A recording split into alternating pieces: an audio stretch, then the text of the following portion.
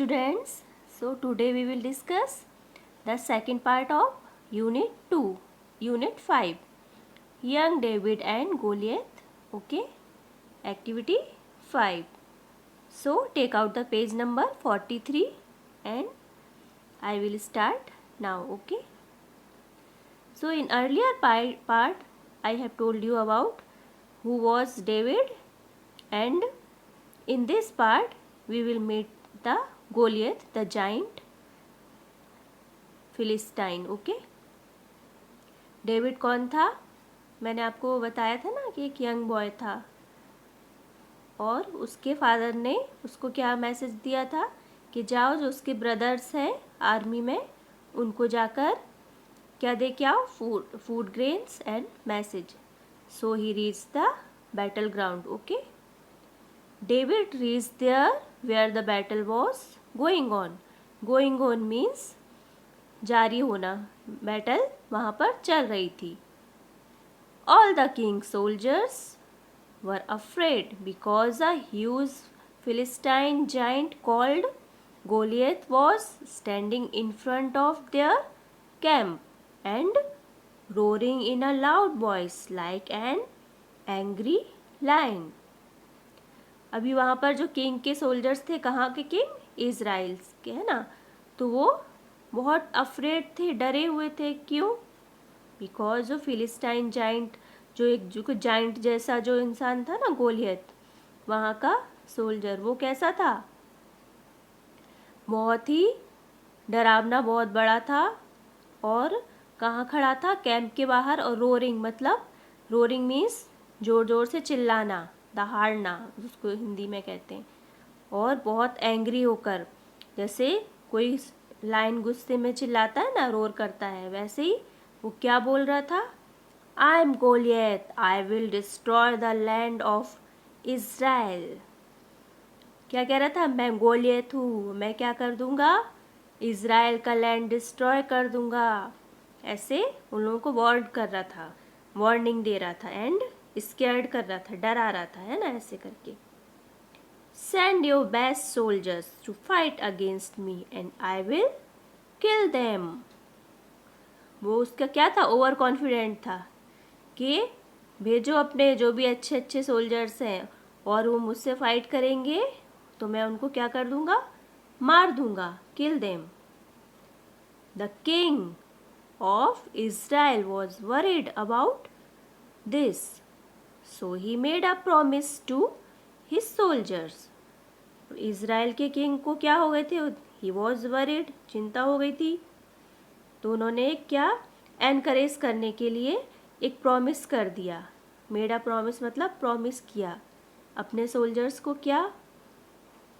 The man who killed the giant Goliath will marry my daughter and I will give him gold and jewels and he will be the richest man in Israel.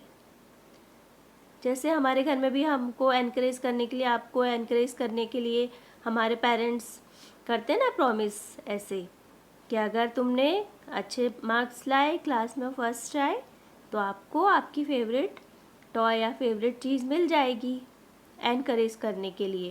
तो ऐसे ही उस समय the king had no option. तो उसने, चिंता थी तो उसने क्या बोल दिया?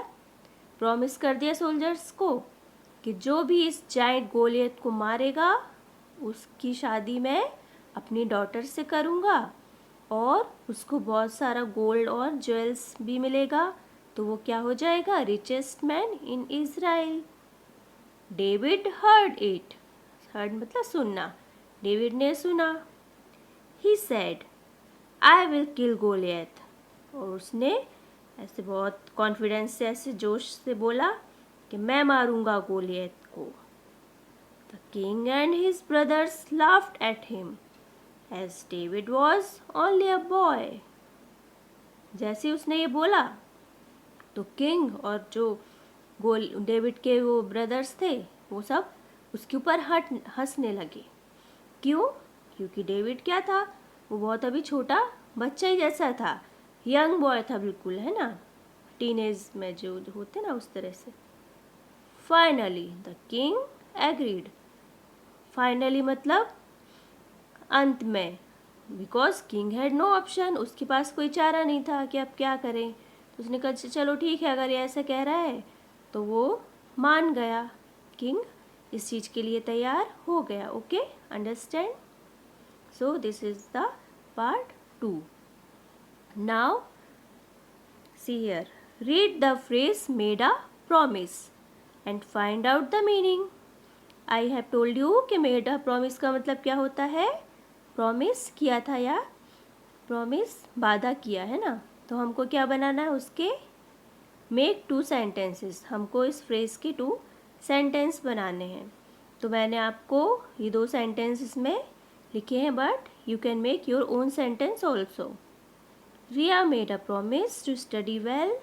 My father made a promise to buy a car. Okay. And now activity 6. We have to not do this. Okay. हमको ये नहीं करनी है.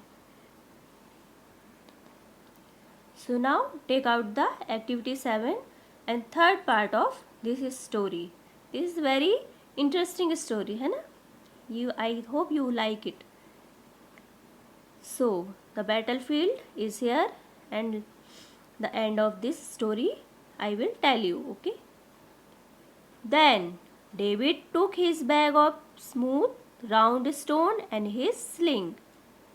I have told you earlier that David kept a bag of full of smooth round stone and a weapon called sling. He stood in front of the king's army and called the giant. और stood मतलब stand का past tense। तो कहाँ वहाँ पर खड़ा हो गया किंग की आर्मी के पास के आगे, और उसने जाइंट वो गोलियत को बुलाया। When Goliath heard David, his cruel eyes grew as red as fire. जब गोलियत ने डेविड की आवाज़ सुनी तो उसकी जो क्रूअल मतलब क्रूर, जिसमें दया नहीं होती उसको क्या बोलते? क्रूअल। आइस कैसी हो गई? ग्रू एज रेड एज फायर। बिल्कुल एज रेड एज फायर का मतलब कि उसमें से आग लग गई ऐसा नहीं है। कैसी हो गई थी? जैसे गुस्से से लाल कहते ना, कि जैसे आग जैसी लाल हो गई। जब गुस्सा होते तो हमारी आंखों में भी दिखता है ना। जब हमारे पेरेंट्स भी बहुत गुस्से में होते तो उनकी आंखें ऐसी बाहर को आ जाती ना, ऐसा लगता है कि लाल लाल हो गई है ना। Same thing here. Goliath angrily spoke, Israel has sent a boy to fight against me. अभी उसने जैसे देखा कि कौन आया है, मैं आपको बता दूं कि जो गोलियत था ना और इनकी जो आर्मी थी, that was very cruel. The army was very cruel. वो बहुत बेकार और वर्स्ट क्रूअल आर्मी थी। ये लोग किसी पे दया नहीं करते थे और जो भी सामने आए उसको बहुत बुरी तरह से मार देते थे। सो जब गोलियत ने उसको देखा तो उसने क्या बोला कि इज़राइल ने एक बच्चे को, बॉय को मेरे से फाइट करने के लिए भेजा है। I will cut off his head and give his body to the wild beast. मैं इसका सिर काट के बॉडी कहाँ किसके सामने फेंक दूंगा? वाइल्ड बीस्ट के सामने। मैंने बोला था ना बड़े बड़े जंगली जानवर होते खतरनाक, that is called beast. David was not afraid, but David was not afraid. He prayed quietly and then he replied. अभी देखो, जब हम कुछ नहीं होता तो हम क्या करते हैं? भगवान पर तो हम हमेशा बिलीव करते ही है ना। तो उसने भी प्रे किया चुपचाप, और he was not angry. बिल्कुल कूल एंड काम था वो। उसको अपने आप पर विश्वास था कि वो क्या कर रहा है? सेक्रीफाइस कर रहा है, सर्व फॉर नेशन। वो देश के लिए कुछ कर रहा है। तो उसने क्या रिप्लाई किया? I am not only a boy but I will kill you and give your body to the wild beast. So confident he was, है ना। कितना कॉन्फिडेंट था। उसने फियरलेसली क्या बोला कि मैं एक बच्चा नहीं हूँ, बल्कि मैं क्या करूँगा? मैं तुमको मारूंगा और तुम्हारी बॉडी वाइल्ड बीस्ट को खिला दूंगा। When Goliath heard these words, he ran towards David to kill him. But David took a stone from his bag and put it in his sling. जैसे वो उसकी तरफ भागा तो डेविड ने क्या किया, स्टोन लिया जो उसने बैग में अपने रखे थे और उसको स्लिंग में फंसाया लाइक अ गुलेल। He whirled his sling above the head and the stone flew in the air। और उसने फिर क्या किया, उसको घुमाया पूरा हवा में और स्टोन फेंका। And it hit between the eyes of Goliath and he fell on ground with a loud cry। जो आपको दिख रहा है ना इसमें पिक्चर में, यू कैन सी हियर, ऐसे उसने किया तो क्या हुआ उसका, क्योंकि उसको प्रैक्टिस थी उसका निशाना मारने की, जैसे वो वाइल्ड एनिमल्स पे करता था, तो वैसे ठीक वैसे ही गोलियत के भी सेंटर में लगा, आइस के सेंटर में, और वो ग्राउंड पे ज़मीन पे गिर गया और बहुत ज़ोर से चिल्लाया। David ran and took the giant sword and cut off his head with it. तो डेविड भागा और उसने मौके का फ़ायदा उठा के क्या किया, फटाफट उसकी सोर्ड से उसी का गोलियत का सिर काट दिया।